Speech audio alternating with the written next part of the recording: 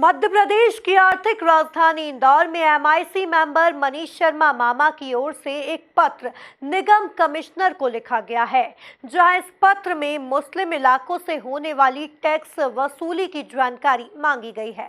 वहीं अब इस पत्र को लेकर सियासत रफ्तार पकड़ रही है।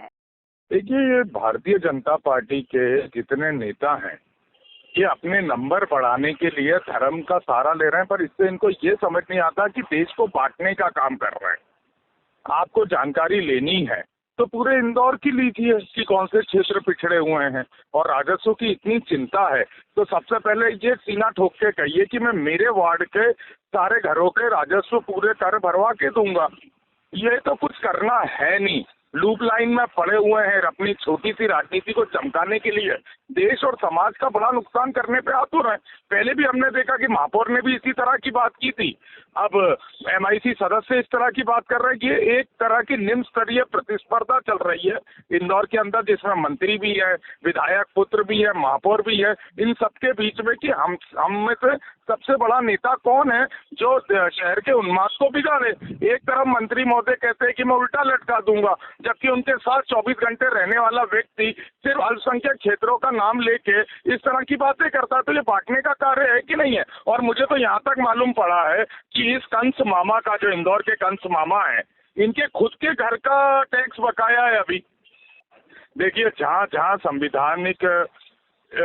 संविधान से छेड़छाड़ होगी, संवैधानिक मूल्यों को छेड़ा जाएगा या धर्म विशेष की आड़ लेके किसी दूसरे धर्म के लोगों को नीचा दिखाना या किसी दूसरे धर्म के लोगों पे उंगली उठाई है कि हम बोलते हैं सबका राजस्व भराइए, उसमें धर्म देखने की जरूरत ही नहीं है ना। जो नहीं भरे उस पर कार्रवाई कीजिए, उसमें भी धर्म देखने की जरूरत नहीं है। पर पुलिस का, ट्रैफिक पुलिस कहाँ कार्रवाई करेगी, ये महापौर धर्म देख के तय करेंगे या एमआईसी सदस्य राजस्व कहाँ से लिया जाएगा, ये धर्म देख के तय करेंगे। तो देश किस ओर जा रहा है या ये लोग देश को किस ओर ले जाना चाहते हैं, ये सवाल है हमारा। देखिए, जिसने आपको ये कहा है टैक्स मेरा बाकी है, पहले तो मैं एक बात ये बताना चाहूँगा आपको कि ये इतना कांग्रेस भोखला क्यों रही है और क्या कारण है कि इनको इतना डर व्याप्त हो रहा है।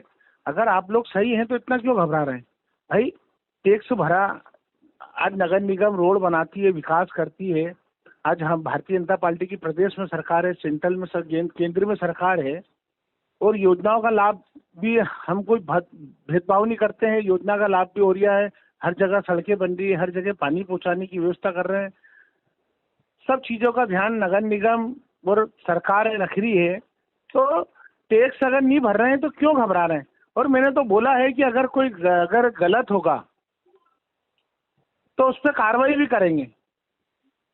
तो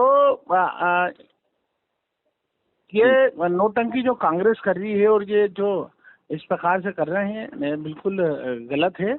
और हम हमारा काम कर रहे हैं। चूंकि मैं जनप्रतिनिधि हूँ, चुना हुआ जनप्रतिनिधि हूँ, और मुझे शिकायतें मिली थी कि इन क्षेत्रों के अंदर टैक्स नहीं भरते हैं, नल का बिल नहीं भरते हैं और अवैध दुकानें लगी हुई हैं और मटन की दुकानें, मीट की दुकानें अवैध लगी हुई है। इस प्रकार की मुझे शिकायतें मिली है और मैंने उस कमिश्नर को पत्र लिखा है कि आप मुझे जानकारी दें कि इन जगहों पर कितना टैक्स बाकी है, ये नल का बिल कितना बाकी, कितने वैध अवैध नल कनेक्शन है।